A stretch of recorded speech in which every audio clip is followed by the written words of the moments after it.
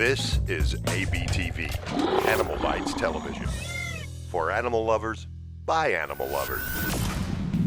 I'm here with Miss Piggy, the 21-foot reticulated python at Nerd. We're about to have a retic extravaganza. You're watching Snake Bites.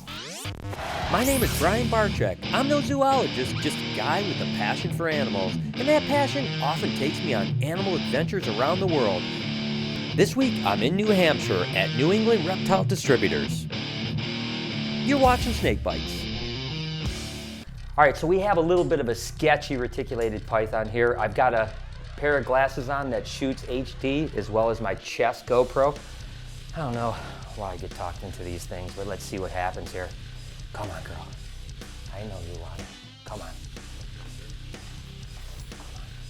Come on, come on.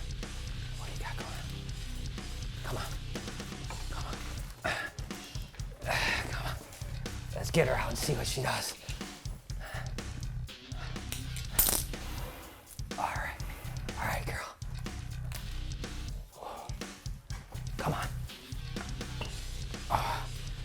Whoa. Come on, sketch. Whoo! She's a beautiful girl too, but she's definitely got some size on her, and I gotta be a little bit careful because she comes back on me. It's not gonna be good at all. Uh-oh. Watch out! Watch out! Watch out! Watch out! Watch out! Okay. All right. Come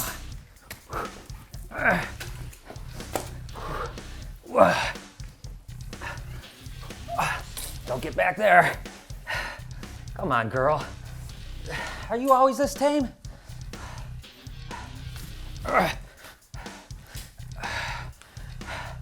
Taming the beast. Whew, he's totally cool. What a beauty, huh? Wow. Wow. That is one gorgeous snake, man, I tell you what. What an experience to be able to handle her. Look, she's got a little pee coming out now. That's one thing I don't want. She can bite me, but don't pee on me. Now what are you gonna do? You're just gonna lay here like a puppy dog, huh? So there it is. The wild, beastie, reticulated python. Kevin, this is just total bull crap, man. I'm sorry that your snake pissed all over the place, but I didn't come here to clean your floors. First of all, you're doing it wrong. You just took a big sloppy pile of water and threw it on the pee. You're supposed to wring it. Wow, wring it out.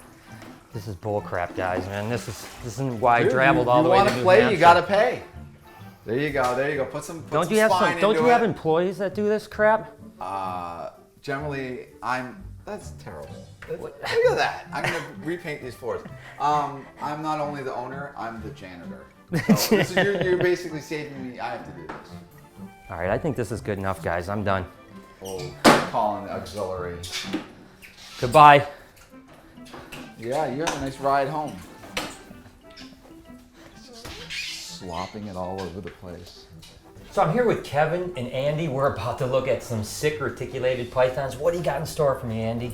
We have a lot of different snakes here. One of the biggest things we're focusing on is going to be like the orange ghost stripe mutation. Right. We mixed that into golden child. We got kind of our best results with that. And from the orange ghost stripe, we went in a whole bunch of other different directions into the phantom stripe, which also makes our cow retics, and it just went mental from there. And now this first one we're going to look at is a ghost stripe. Let's take a look at it. It's a ghost stripe golden child, right? Yep, an orange ghost stripe golden child. Oh my gosh! So these are smaller. These are definitely dwarfs, but this is like us really putting. This is a snake that hasn't missed a meal. Right. Now, is there any mainland in this, or is this all dwarf blood? This is all dwarf right here. Okay, this is all dwarf blood. So now the golden child, I mean, that kind of started with dwarf blood, right? I mean, but we don't know exactly what island it is. It actually originally came from Solaire. It was one of the only mutations that came with the locality on it. The Solaire is more of a medium-sized dwarf. You're looking at like. You can get some outliers, but about a 14-foot female. Okay, I mean, just take a look at that thing's head. Oh my God. And they're incredibly docile. Yeah, you can tell. The whole thing we're gonna have with cow retics is there's this very, very sweet you know, like you could say like a platinum retic or Sulawesi or something like that, maybe has a little bit of that really, you know, defensive personality, where these guys are really just very social, very Now, curious. So do you think it's the orange ghost stripe that's making them, or was the golden child originally pretty docile as well? Well, the original golden it's child. not golden child. Well, right? no, the original golden child came out of the wild, so he was a nervous male, but he wasn't particularly aggressive. Right. And the ghost stripe was the Jampea, and I think just the lineage. I think, you know, just like we have tiger retics and super tigers, you know, there is some genetic. There's genes and heritability that affects their, you know, docile nature in these guys, and it just comes in with these. Whereas, like, I see like some of the pied retics. I'm not saying all the pied retics, but I see some of the pied retics being a little nervous. Yeah. Oh yeah. I've had a couple run-ins with pied retics. You guys remember seeing me get bit a couple times. You're teasing the hell out of me with this snake in your hand right now. This is the cow retic, guys. So tell me, this is one of the components, the orange ghost stripe. Yes. But not. So what do you do to get this? Okay, so what we would do is we take a female orange ghost stripe golden child, and if you bred it to a phantom stripe, which is a codon. What's interesting here is because one's like a recessive. The orange ghost stripe is recessive. Okay, so you need, you know, to breed those together to get the recessive gene. But anyways. But with phantom stripe, if we breed this to that, so they reside in the same locus point, but for some reason they're still allelic, so it's almost like a compound heterozygous. Right. And then when we, if we want ones that are more black, we add the golden child, and you start getting, you know, this is a young one. When they're first born, they're pretty much white. Right. They might have a couple black flecks, but they're blue-eyed, leucistic. And then as they start growing, they're constantly changing. And Andy and I we're gonna pull out some different let's get this girl cows back and here, show. and let's look at one that's like a year or two old, so we start to see what they look like. That is one incredible animal. I mean, it's almost like you took a can of white paint and then just speckled it with all kinds of crazy stuff. I mean, this is like the true calico, really. And a bunch of calico retics came in years and years ago, but weren't genetic. Yeah, I mean, we did everything we could with the calico retics. Literally, we still have some of like the 25-year-old calico retics in the other room. Trying to prove it out. I think we did more with it than anyone else. Now let me ask you, are there white snakes that come from this breeding that don't turn into cows? We believe that the super phantom is not going to be a cow. Okay. We've done one breeding, but it didn't go like, you know, amazing. It was a small numbers on the. So then that would be the super phantom without the ghost. Without ghost stripe, just a super phantom. It would be all white. Stay white. White without the cow, right? Yeah. But as soon as you add the ghost stripe, then now you get the cow. Yeah, aspect. exactly. And this one's different because it's obviously a lot, or is this just polymorphic? I mean, they are polymorphic, but this one here has the golden child, so that's why so this is the darker one with the golden child in it. So what we have here is no golden child and golden child. So this is an adult female cow. Yeah, this is a reproductive female right now. This is the same age as this, so you know this is like a 6-year-old snake. Holy cow! I mean, I tell you what, Holy guys. cow. Yeah, this. I mean, you know, it's almost impossible to explain how cool these guys are. I mean, wow. All right, so we really looked at the cow retic, but it got a little bit confusing. So I want to go ahead and break this down so it's real simple. Andy, so what I'm holding here is the orange ghost stripe, which is a recessive mutation. Yep, exactly. And the heads for the orange ghost stripe, they do show through a little bit. Like so a little visual heads. Het pied, you know. Right. You can see what they are, but if you're putting it into other mutations, it's gone, you know. Right. But on just your regular het orange ghost stripe, it's a little visible, but it is a simple recessive. And so what you have here is? This is a phantom stripe. This is a real similar to that snake. The color's a little different, but you can see the pattern very similar. But this is co-dominant. And this is co-dominant. And originally, you know, we had 2 wild-caught animals. So they were older animals, 15 years old, colors pretty faded. We're like, we think these are the same thing. They may be from a little different. So you bred them together thinking you were going to produce more. And we got a whole bunch of white snakes and yellow snakes, and we're like, sometimes what just happened? It's the luck of the draw, right? So essentially, again, guys, you can breed this orange ghost stripe to this phantom stripe, and you'll get the cow animals, which is pretty incredible. Now, what is Kevin dancing with in the background here? Because this thing is ridiculous. This is a platinum tiger phantom stripe. So we really get this hypermelanistic looking animal. So you take this and then you add platinum and then tiger retic on it.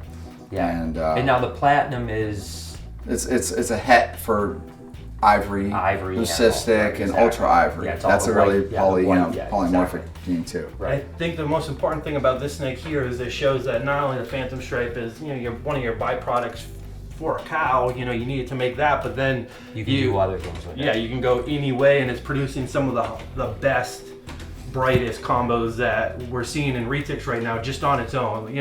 Cow aside, cow's the most amazing snake hands down, but pull that away and we're making some of the best stuff that you can make with it. This is just the ingredients. Now, the one thing, guys, that I've really noticed here is that, as we're looking at all your adults is, these guys are all pretty damn tame. Yes. I mean, like, I haven't seen these animals coming out and trying to bite me. I mean, you guys just handling them? What's the deal with this? Yeah, we're basically, I guess, we socialize and we interact with a lot of the snakes. Obviously, we have a fair number of retics, and there are a couple rotten apples in the group, but generally, comes down to a lot of our handling techniques. And Andy and myself, we're real like free retic handlers. We never grab behind the head. Right. We don't lose trust. So we manage the animal how it is, and we build up relationships and trust. Well, I think that's interesting you say that, because as animals become a little more intelligent, which we can agree that retics are more intelligent than some of the other snakes. Yes. That trust is really important with them. Trust is it's everything. yeah. We deal, Andy's been with me for a long time, and we've dealt with a lot of my original retic mutations are always wild caught. And we start out with it's been collected by the skinners. Yeah. So that animal is either you're dead or you might be lucky enough to live and get into somebody's collection. So I got one of those animals. Same with my monitors. My monitors came through the skinning station. So we get these animals, the monitors take years. You walk in the room and that monitor knows you're there and it's gone. Yeah. It's hiding and stuff like that. But the retics, I learned a long time ago, there's a lot of tricks. Do not grab behind head. That was like a big thing. And so if you have a retic like this and it starts getting aggressive, you just work this, spin it, and you keep doing that, because these animals will often focus on something, and so as it wants to come back towards you where you think it's going to get you, go you the do opposite this. way. Yeah. And we started doing that, and Andy picked it up real quick, and before long, Andy's spinning, and we're twirling around with these wild caught retics. But I could see that, Andy. You look like a ballerina already. It was quite good. And so every time you have an experience with one of these animals and you don't manhandle it, you kind of bring it down. What's next with these? Okay, so you guys got you've got it into this. What else have you done with these mutations? And now this is the phantom stripe jaguar. All right, so this is the jaguar with the phantom And stripe. believe it or not, this guy's in shed right now. So this is absolutely this is glows. essentially like a double codominant, right? Yep, and this is a male, and this male breeds. So yeah, it just gives you an idea how small. You think of retics and you think these monster animals, and here there's something that's Yeah. maybe like 6 foot long. We're breeding retics in 4-foot freedom breeders. Wow. So freedom breeders work awesome for the retics, but there's freedom breeding, there's this female wrapped around this clutch of eggs, and you're like, this snake is like 8 feet long, and it's like, yep. So we're in what Kevin affectionately calls the cave. This is actually an awesome place. I mean, I would love to have a room like this in my house for sure, but we're also with a really cool animal here. This is an ivory retic. Yes. Okay, so tell me a little bit. I mean, she's a pretty monstrous animal, huh? Yeah, so basically this is, if you take a platinum retic, which is incomplete dominant, we call it codom, but basically the super homozygous expression of that would be the ivory. And in some cases you also get the leucistic, which is a white snake with black eyes, and then you get the ultra ivory. So you have multiple different things going on, so it varies. So this is, it's a leucistic animal, but there is a lot of leaking. So as you can see, there's gray and yellow and all that kind of stuff. Yeah, it's not pure white, that's for sure. So let me ask you guys, I mean, and this is a question for both of you, at what age were you like, man, I want to work not only with reptiles, but large reptiles? Or was that just something that, was it dinosaurs? What was it that got you into it? I was obsessed with dinosaurs. Yeah. I was just... Doesn't that seem to be the case for like every reptile person? Like draw, as a kid, draw. all I could think about was dinosaurs. Or I was making up monsters. I mean, I was hooked on pythons and all that stuff from a young age. Couldn't really have them because I was 6, 7, 8 years old, and the parents at that time were like, well, why don't you go catch some garter snakes out in the yard, and then it just pretty much progressed until the point where I was able to get my own retic And you know, at the time, maybe I shouldn't have been getting a retic if the person was smart about selling it to me. But you know, I like to think I was a great owner, and you look at where I've taken it now, and that's why when you start talking about, you know, who you sell to and stuff like we were talking about before, it kind of, you know, strikes a chord, because I've actually been that kid who probably shouldn't have that snake. Yeah, well, I tell people all the time, my first snake was a Burmese python. The very first snake I ever owned was a Burmese python. So, I mean, obviously, you know, but it spurred a whole life of love for the big snakes. So what's next? I mean, you guys, you know, you're doing monitors, you're doing big reticulated pythons. Obviously, you're known for ball pythons. Is there something else on the horizon, or right now it's just going to focus on monitors? I might want to like revisit at some point Tokyo geckos, because I really like those a lot. I'm getting into the water monitors because the more energy that I put into it, the more I'm getting out of them. And it's not just looking at this really unique looking animal, if I'm, you know, doing albinos and stuff, but I'm looking at the brains, and it's, I will use this term loosely, but we're kind of heading towards, like, we'll call it like a leopard gecko or bearded dragon, right? Almost domesticated. Well, if we were going to have like a very large lizard, you know, kind of mini dinosaur-ish, that we could say is the closest thing to being domesticated is got to be like tegus and water monitors. And by the way, guys, there'll be an entire show about Kevin's obsession with water monitors, so make sure to stay tuned in a few weeks. But getting back to snakes a little bit, we have this amazing white snake, but I want to see the exact opposite of that. You guys got some animals that are pretty much almost jet black, right? So let's take a look at those. All right, guys, so we saw the ivory reticulated python that's obviously almost all white. Now, this is the polar opposite. This thing is almost jet black, but what is this thing? This is a black golden child retic. This one here, you know, is actually a het as well. That's why we actually see a little bit of color bleeding through on the side. But some of these animals in particular, the golden child, as they get older, they get this really, really dark look to them like we see here, and it just makes for an amazing iridescent animal that just really couldn't be more gorgeous in the light. Yeah, I mean, it's crazy. It's almost like a 18-foot D'Albert's python, you know? It's like, I mean, can you guys see the iridescence on this? This is unbelievable how cool this is. And again, it's now it's a golden child, and it's a pretty big one. So what's the deal with that? This one's fed really heavy, and it's out across multiple generations into your mainland stuff. Okay, so you're starting to see some of that size show through on this particular animal. We actually saw we added some calico blood in the beginning, and for whatever reason, that just tweaked it a little bit to get these darker animals. So we finally get to meet Miss Piggy, the reticulated python. Kevin, this is obviously a pretty special animal to you. Tell me a little bit about how long you've had her and what's the deal with her? She's just a basic retic. This is how it would exist in the wild. So it's a mainland retic. You know, it's not a dwarf or anything like that. But I just really like her. I mean, obviously I do morphs and all sorts of crazy stuff, but it just happens to be this one common retic that we just started using with the public and letting people play with her, because, you know, a lot of our retics are really friendly. She's not our biggest retic or anything, but she's a real doll, because we do a lot of educational tours at New England Reptiles. So at least twice a week, the snake is being pulled out, thrown on little kids, and she's been so wonderful. She's so sweet. She doesn't act like.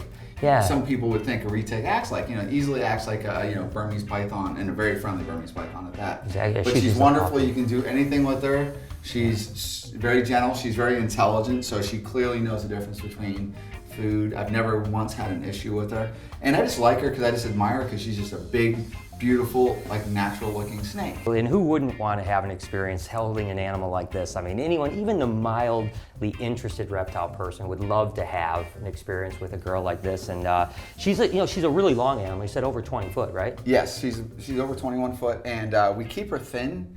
Which is healthy. Yeah. So basically, you know, you're compelled, when you make a big snake, you want to make it big and giant because it looks enormous. But the reality is, often you shorten their lives, and this goes with all sorts of different snakes. Big, fat, obese reptiles are generally not healthy reptiles.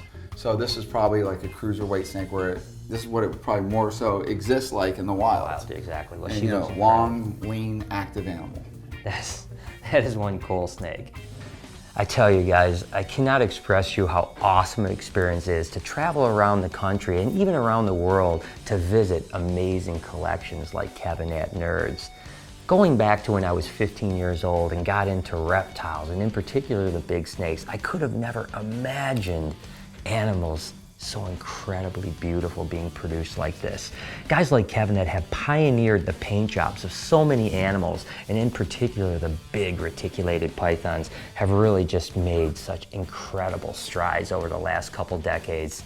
Look at this black golden child. What a majestic animal this is. There's no way that I can possibly express the incredible experience it's been to visit his collection, but I hope you guys have at least gotten a little bit of appreciation for how amazing it's been.